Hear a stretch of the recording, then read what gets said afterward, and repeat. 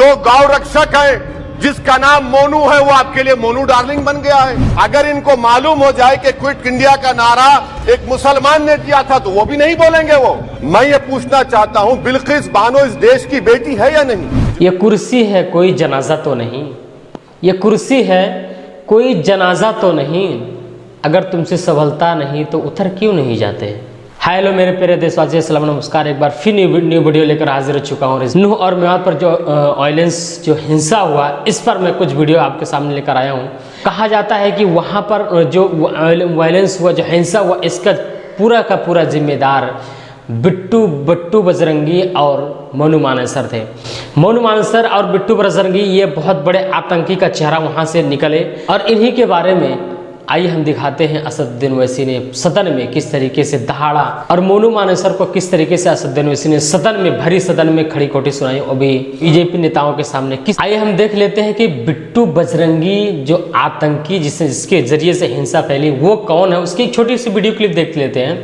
बताया नहीं कि हम ससुराल आए और मुलाकात नहीं हुई, तो इसलिए हम पूरी लोकेशन देंगे।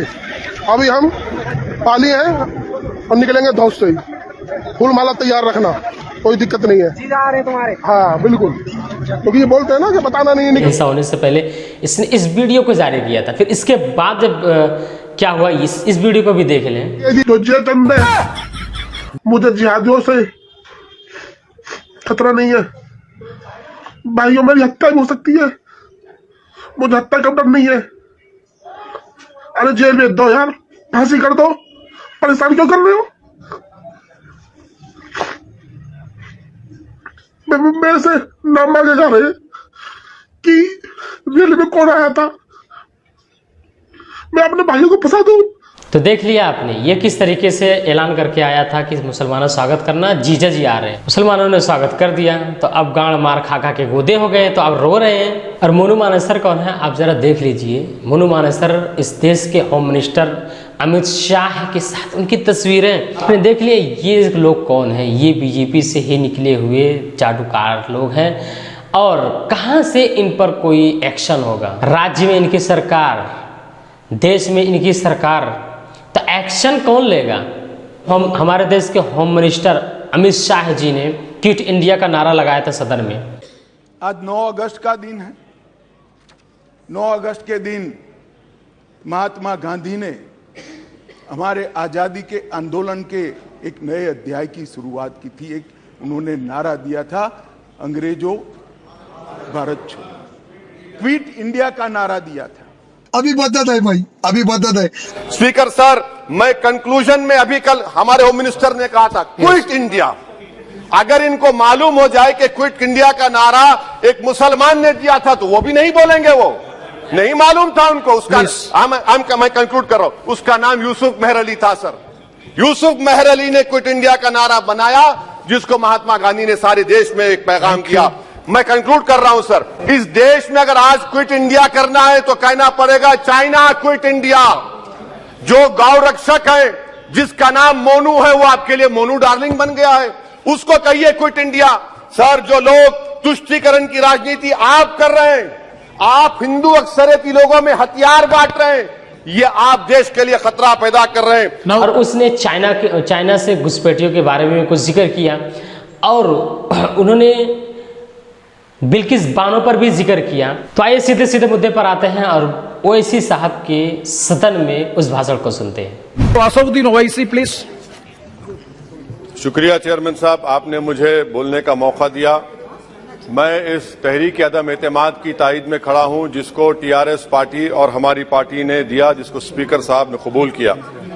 सर, मैं 11 पॉइंट आपके सामने रखूंगा जो मैं बताने की कोशिश करूंगा कि क्यों हम इस तहरीक अदम एतमाद की तायद में और मोदी हुकूमत की मुखालिफत में खड़े हैं। सर, हालिया दिनों में हमारे मुल्क में ट्रेन में एक वर्दी पोश दहशतगर्द ने अपने सीनियर मीना साहब का कत्ल करने के बाद ट्रेन के कंपार्टमेंट में जाकर नाम पूछकर, चेहरे पर दाढ़ी देखकर, कपड़े देखकर उनको कत्ल कर दिया।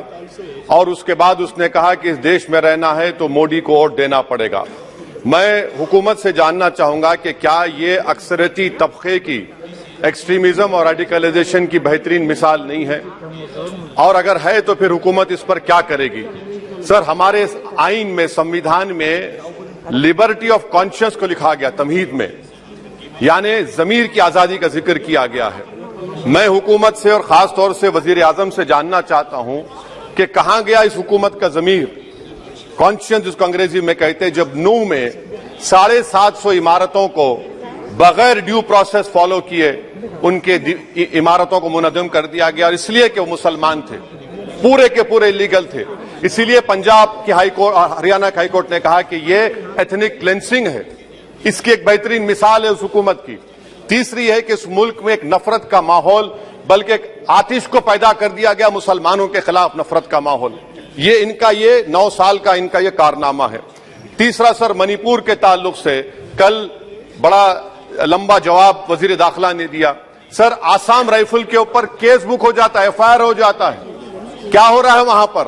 कहां गया आपका कॉन्शियस, कहां गया आपका जमीर, जब वहां की महिलाओं की अस्मत रेजी की जा रही है? और आप मुख्यमंत्री को नहीं हटाना चाहते इसलिए क्योंकि वो कोऑपरेट कर रहा है। सर, मैं हरियाणा और मणिपुर के वजीर आला के लिए, किसी शायर ने अच्छा कहा था कि कुर्सी है तुम्हारा ये जनाजा तो नहीं, कुछ कर नहीं सकते तो उतर क्यों नहीं जाते? आखिर कहां गया? उन ताबूतों में खो गया कि आपका कॉन्शियस, आपका जमीर, जहां पर 50,000 लोग बेघर हो गए, यानी 6 लाख हथियारों को लूटा जा रहा है। आखिर कौन सा आप इंचार्ज वहां पर हैं? सर, चौथा पॉइंट, हिजाब को एक मसला बना दिया गया और मुस्लिम बच्चों को तालीम से महरूम कर दिया गया। क्या ये आपका लिबर्टी ऑफ कॉन्शियस है? कहां गया आपका जमीर? सर, अभी आपने फाइनेंस मिनिस्टर साहबा ने कहा, यहां पर डीएमके के मोहतरमा कनीमोजी ने महाभारत का द्रौपदी का जिक्र किया। मैं ये पूछना चाहता हूं, बिल्किस बानो इस देश की बेटी है या नहीं? जिस बिल्किस बानो को 11 लोगों ने रेप किया, प्रेग्नेंट थी, उसकी मां का रेप किया, उसकी बेटी को कत्ल कर दिया, उसकी मां का कत्ल कर दिया, आपने कातिलों को रिहा कर दिया। ये आपका कॉन्शियस है? ये आपका कॉन्शियस है? आप तो मेजोरिटेरियन पॉलिटिक्स को फरोग दे रहे हैं। सर, चौथा, आज चाइना के ऊपर कोई नहीं बोलते हैं। प्रधानमंत्री मोदी ने उस वक्त 2013 में जब प्रधानमंत्री नहीं थे, कहा था कि समस्या बॉर्डर पर नहीं, दिल्ली में है। अगर हम अपनी जमीन पर हैं तो डिसएंगेजमेंट क्यों कर रहे हैं? क्या आज चीन हमारी जमीन पर नहीं बैठा है? क्या आज चीन से आप बातचीत कर रहे हैं? आप डिसएंगेजमेंट कर दिए। बताइए डीएस्केलेशन, डी-इंडक्शन कब होगा? मैं आपके जरिए से हुकूमत को बता रहा हूं कि अगर प्रधानमंत्री ने अहमदाबाद में शी जिनपिंग को बुलाकर झूला झुलाया था, क्या हुआ? क्या नतीजा निकला उसका? चेन्नई दिखाया, क्या नतीजा निकला? सर, इसलिए चीन पर बोलिए, चीन को उखाड़ कर फेंकिए। सर, और एक पॉइंट जिस पर मैं मुखालिफ तायीद में खड़ा हूं, हाई इन्फ्लेशन है इस मुल्क में, हाई अनएम्प्लॉयमेंट है, स्टैग्नेटिंग कंजम्पशन है। इसकी वजह से महिलाओं में हाई एनीमिया लीड कर रहा है। ये हुकूमत इसकी जिम्मेदार है। सर, कुलभूषण जाधव कहां है? पाकिस्तान में बैठा है, आप क्यों नहीं लेके आते? आप विश्वगुरु कहते हैं, कुलभूषण जाधव को भूल गए आप। कतर में 8 नेवी ऑफिसर 1 साल से जेल में हैं, आप नहीं ला सके उनको। सर, और एक चीज, 1991 का प्लेसेस ऑफ वर्शिप एक्ट इस ऐवान में पास किया गया था कि तारीख के जख्मों को नहीं खुरेदा जाएगा। आप खुरोद रहे हैं उनको। मैं आपको इंतबाह दे रहा हूं, वार्न कर रहा हूं, इस मुल्क को 90 के दहे में मत लेकर जाइए। 91 का एक्ट सुप्रीम कोर्ट में जवाब दीजिए कि आपकी हुकूमत 91 प्लेस ऑफ वर्शिप एक्ट की कायम है, उस पर कायम रहेगी। यूसीसी, सर, इस यूसीसी का फॉर्मूला क्या है? एक मुल्क में एक मजहब, एक कल्चर, एक जबान। ये तो डिक्टेटरों का फॉर्मूला है। भारत एक गुलदस्ता है, भारत एक मोजाइक है। यहाँ पर बेशुमार जबाने, बेशुमार मज़ाहिब बोले जाते हैं, और हिंदू अनडिवाइडेड फैमिली में sir, I am concluding, 8 crore 75 Hindu खानदानों को 3,800 करोड़ डिडक्शन मिला। इसके बारे में आप क्या कहेंगे? सर, मैं कंक्लूड करने से पहले आपको बताना चाह रहा हूं कि माइनॉरिटी वेलफेयर का बजट 40% कम कर दिया गया। पढ़ो प्रदेश, प्री मैट्रिक स्कॉलरशिप कम कर दी गई, मौलाना आजाद फाउंडेशन खत्म कर दिया गया फेलोशिप, और इसकी वजह से 1,80,000 मुसलमान हायर एजुकेशन में गायब हो चुके हैं। सर, मैं इख्तिताम में कह रहा हूं कि पसमानदा मुसलमान से प्रधानमंत्री को बड़ी मोहब्बत है। ये कौन सी आपकी मोहब्बत है पसमानदा, जो आपका एक मुसलमान मिनिस्टर नहीं है वहां पर? इखलाक से लेकर पीलू खान से लेकर अफान अंसारी से लेकर लुकमान अंसारी, मॉब लिंचिंग पूरे पसमानदा मुसलमान की होती है। पावरलूम बंद है, अंसारियों के कुरैश बरादरी का कारोबार बंद किया जाता है। Sir I am concluding. इसीलिए हम आपसे अपील कर रहे हैं कि हुकूमत से कह रहे हैं कि आप जो सियासत कर रहे हैं इससे नुकसान देश को होगा। प्रधानमंत्री जब खड़े होकर जवाब देंगे, हम उनसे पूछना चाह रहे हैं, पॉइंटेड क्वेश्चन है, क्या देश बड़ा है या हिंदुत्व गोलवालकर की आइडियोलॉजी बड़ी है? मैं इस तहरीक अदम एतमाद की तायद में खड़ा हूं और हुकूमत की मुखालिफत में। सर एक आधा मिनट सर, दो लोग, दो महाज है इस मुल्क में, एक चौकीदार है, एक दुकानदार है। एक चौकीदार, एक दुकानदार है। जब जुल्म हम पे होता कोई मुंह नहीं खोलते। यूएपीए का कानून अमित शाह ने लाया, इन दुकानदारों ने तायद की। आज उस यूएपीए का कानून में 83 साल का बुढ़ा सिपर नहीं होने से मर गया।